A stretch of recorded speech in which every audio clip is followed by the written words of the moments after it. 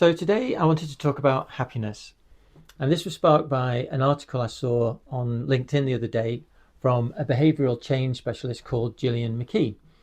And she was sharing that she had been featured in an online, Mail Online article where she suggested that McDonald's should rebrand their Happy Meals because she was questioning whether they actually made children happier. And what was interesting to me was just how the Daily Mail had chosen to portray Heather. And the headline started with the words "Killjoy Scientist." And indeed, the comments underneath were suggesting that it's not fair. Happy Meals make my kids happy. It's a nice treat to have. And there was this general feeling that Heather was in some ways downing everybody's right to be happy. But it did really make me think about just happiness in general and the way it's portrayed in the media and in brands and in advertising. Because there is this belief in our culture, in our consumer driven culture, that happiness is out there somewhere, that if you consume this, you buy that you'll be happier.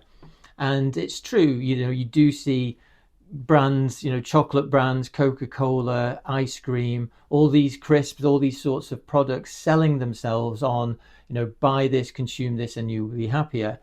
And it's true that you will be happier. There is a pleasure to be had by eating sugar and fat and these sorts of things. But obviously that pleasure is very short lived. And if you're not careful, you get into this trap of seeing as happiness is out there.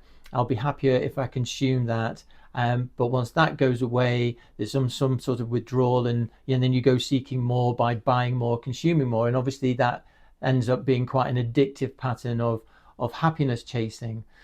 And so I just wanted to raise this because this is something that I talk about in my book, The Habits of Happiness, blatant plug, which is obviously talks about getting happier, but not that short-term happiness, a different type of happiness, a happiness that's more characterized by contentment.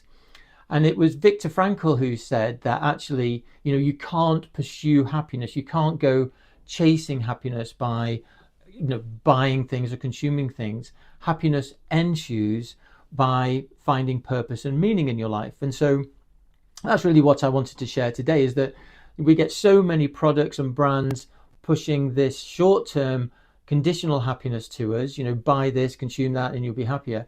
But yet we don't get many messages saying, well, actually, the better way, the longer term way, the more enduring way to find peace, contentment, and happiness is through purpose and meaning.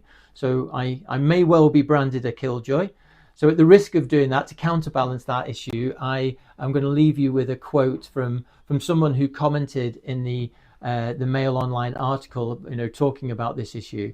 And I thought it was a great quote. He said, I had a happy meal 2 weeks ago. It didn't work. I'm still a miserable sod. And I thought that's a very good way to close this argument. Okay, that's it for today. See you now.